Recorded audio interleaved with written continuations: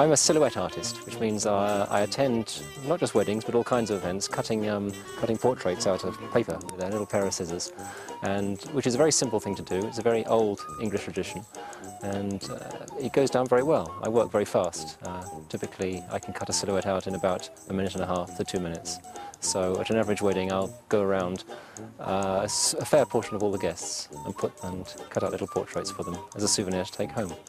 The usual comments are, don't make my nose too big, or don't do the double chin, and those kind of things. But in actual fact I can be quite kind sometimes with those kind of things and yet still retain a likeness. The important thing for me is to get the likeness right, because I want, when I hold a silhouette up, I want everyone to say, oh look, it's him, or it's her, you've got him.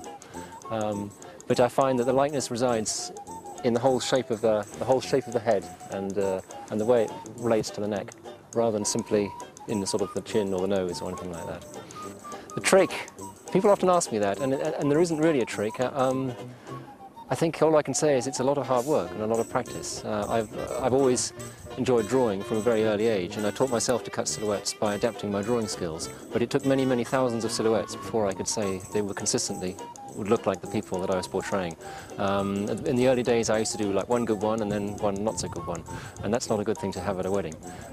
But when you get to the stage where 95% of them look like the people, and people will look at hold them up and they'll say, wow, that's him, you've got her, then that takes a lot of hard work. Yes, there are an awful lot of magicians around, and there's some very good magicians and some less good. So by all means, I think a magician is a good thing to book at a wedding.